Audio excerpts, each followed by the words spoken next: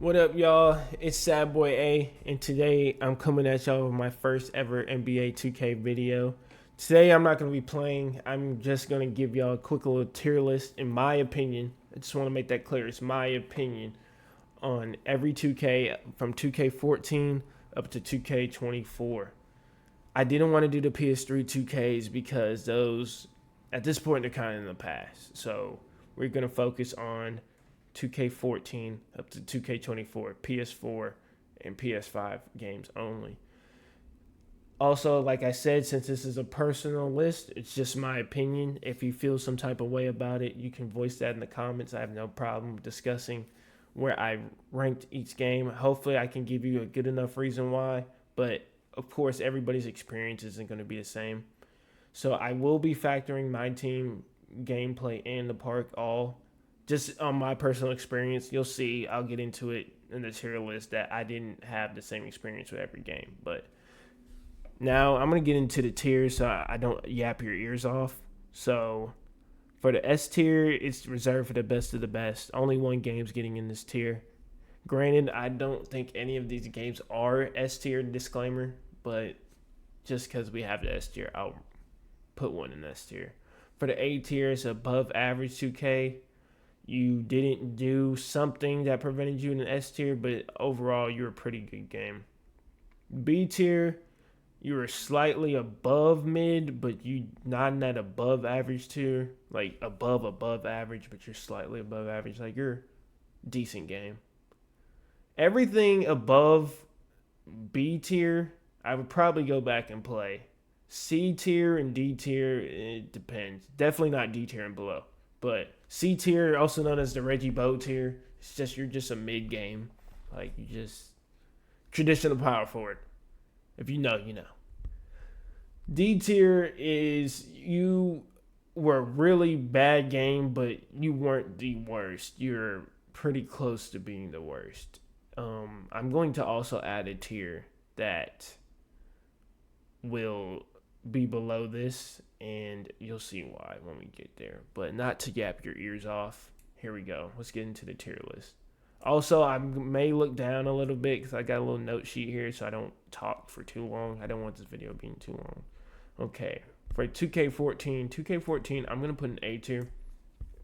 Because not only was it the first 2K on the PS4, it's probably the best looking 2K of all time to this day.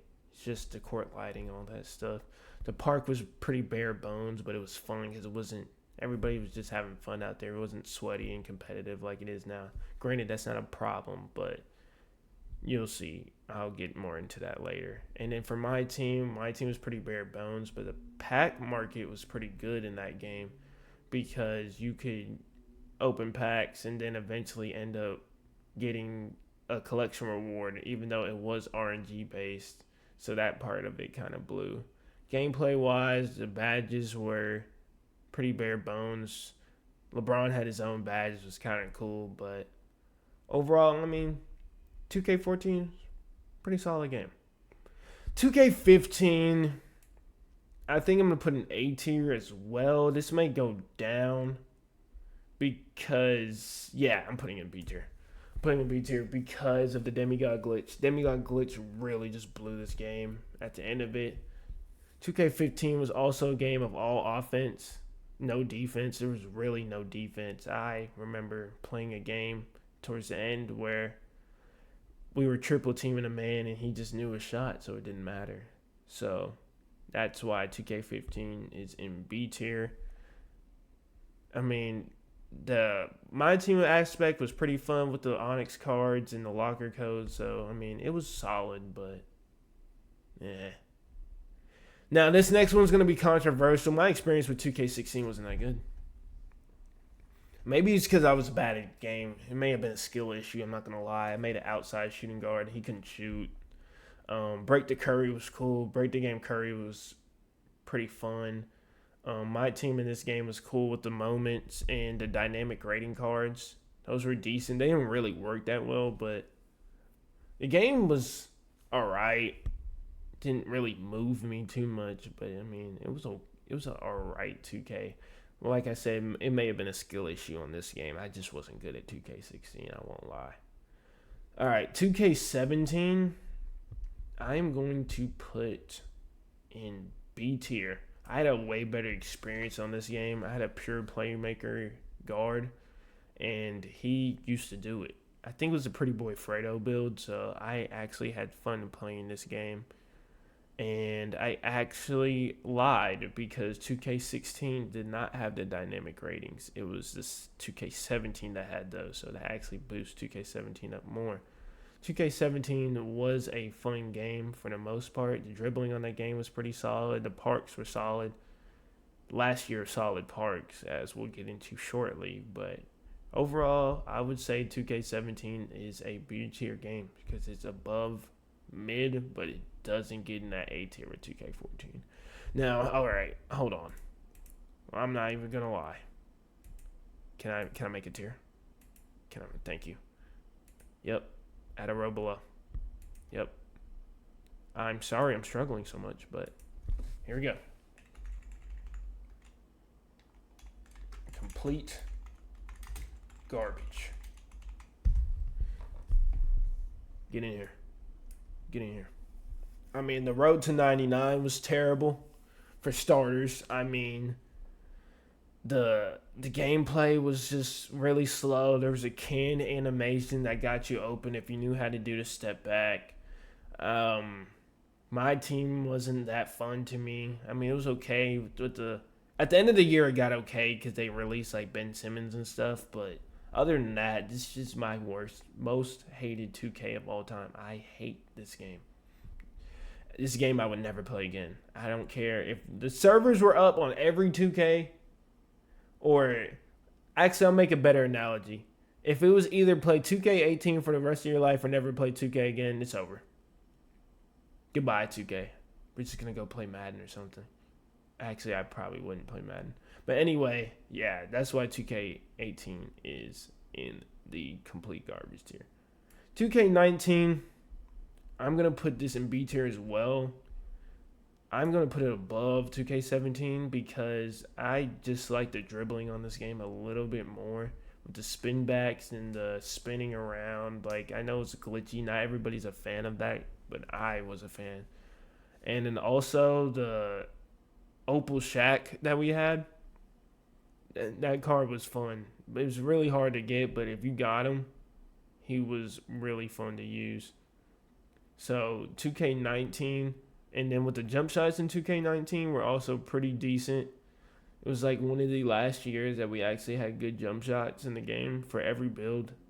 Now, granted, I may have to move it back a little bit because of the pushing and the fact that stretch fours were just... If you had a shot creating stretch four, you're winning every game because you're just shooting over. So that part of it wasn't fun, but other than that, 2K20 was pretty solid.